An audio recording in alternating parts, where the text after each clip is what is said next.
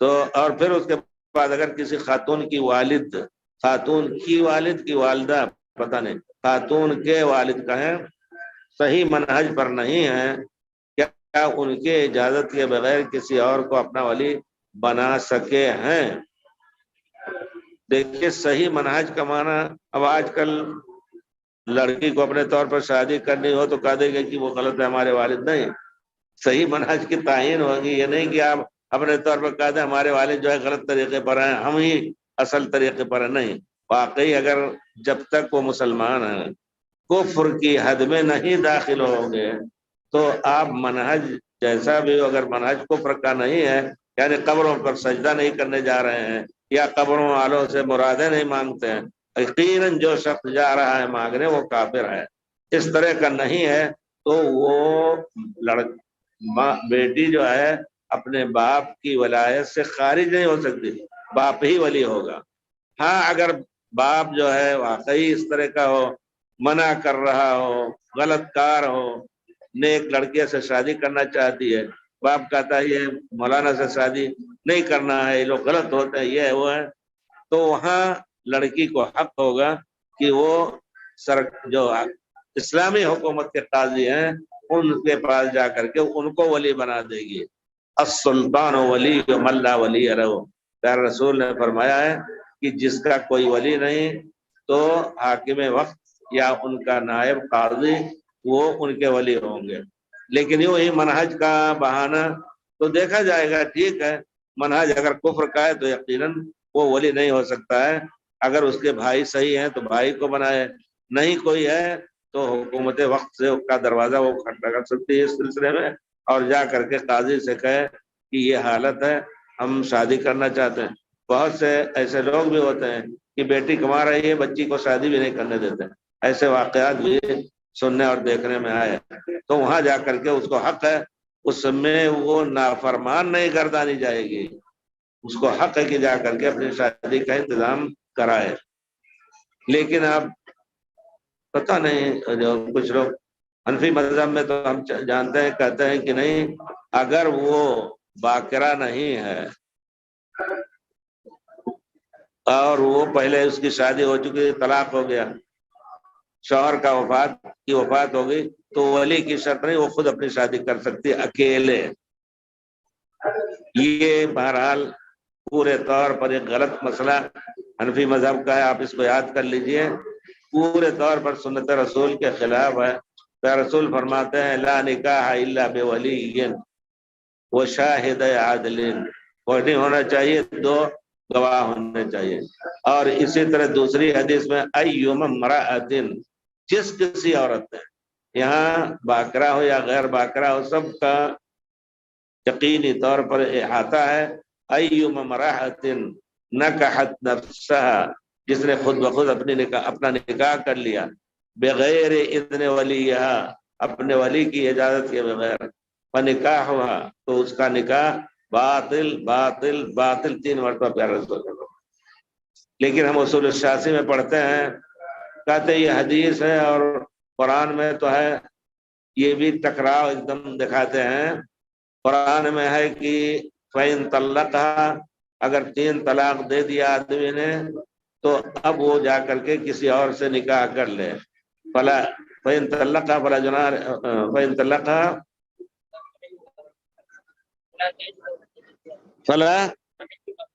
فلا تحل له حتى تنكح زوجا غيره،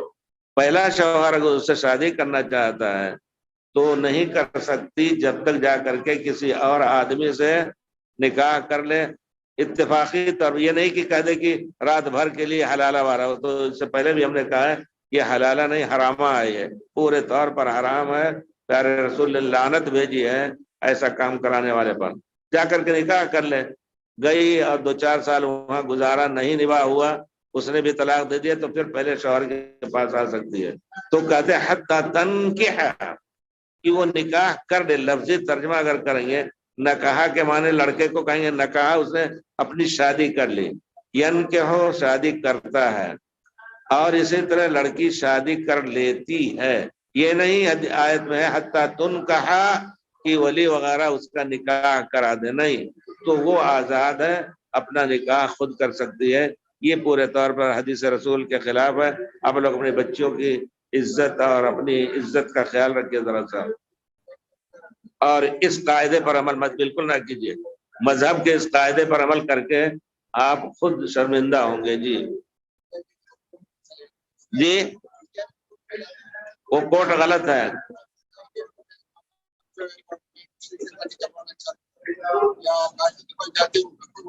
دیکھیے اگر بچی کو بہت سے مسائل، یعنی جڑ اس کی بہت دور سے چلے گی۔ اگر بچی کو کسی شخص نے صحیح طریقے پر پالا ہے تو بچی ماں باپ اگر اس کے لیے خیر کا ارادہ رکھتے ہیں تو اس کی مخالفت نہیں کر سکتے۔ ہاں اگر واقعی نے صحیح طریقے پر پالا ہے اور وہ کسی شرابی کبابی کو دینا چاہتے ہیں، بڑا مالدار ہے، اور وہ کہتی ہے نہیں ہم اس سے شادی نہیں کریں گے، تب اس کو حق ہوگا کہ وہ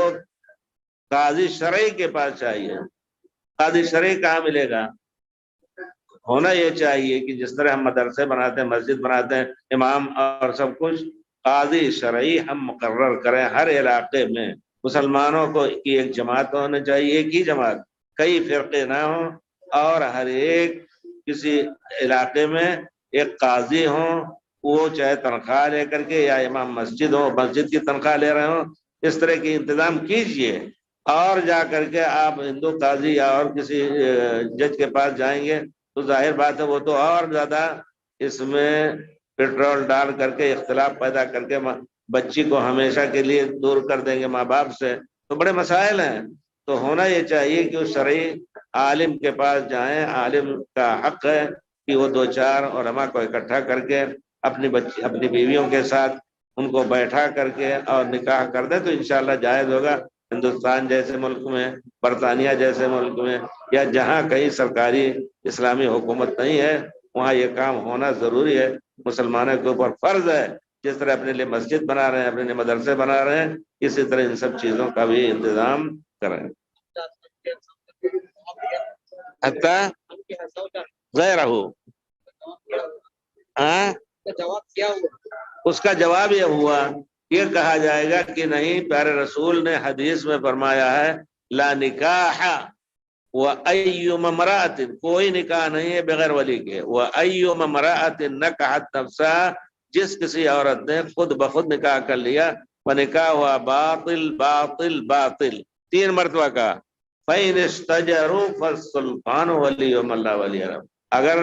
لڑکی میں، عورت میں، یا کئی ولی ہیں آپس میں اختلاف کر رہے ہیں کہ نہیں وہاں شادی نہیں ہوگی، تو اب وہ شادی ہی نہیں کی جائے گی، نہیں،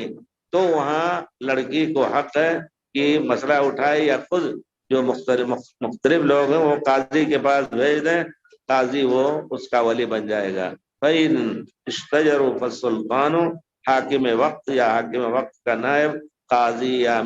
گورنر، جو کچھ بھی ہو، کوئی انتظام تو ہے، تو اس طرح ہونا چاہیے۔ یہ ہے جواب اس کا کہ حدیث کو قرآن کی تفسیر سمجھیے۔ اللہ تعالیٰ نے قرآن اتارا ہے پیارے رسول کے اوپر، وَأَنزَلْنَا إِلَيْكَ ذِكْرًا، ہم نے آپ کے اوپر قرآن نازل فرمایا۔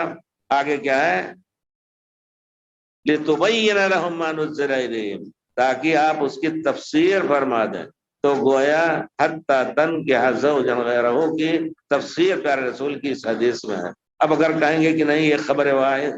جیسا کہ بہانہ کیا جاتا ہے، خبر واحد ہے، یعنی 2 4 10 آدمیوں نے نقل کیا، جھوٹ بھی بول سکتے ہیں، شبہ ہے، قرآن بہانہ۔ اسی طرح ہماری کتابوں میں آپ جا کر کے دیکھیں، فتح القدیر میں بھی آپ کو اس قسم کے مسئلے ملیں گے، اور بدائع الصنائع کاسانی میں بھی ملیں گے۔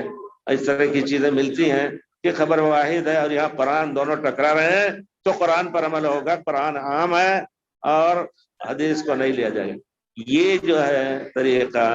قرآن حدیث کو لڑانے کا، یہ پورے طور پر غیر شرعی ہے۔ ہم اس کو کہیں گے بہت بڑا جرم ہے اسلام اور دین میں، یقیناً۔ تو اللہ تعالی ہم سب کو ہدایت دے۔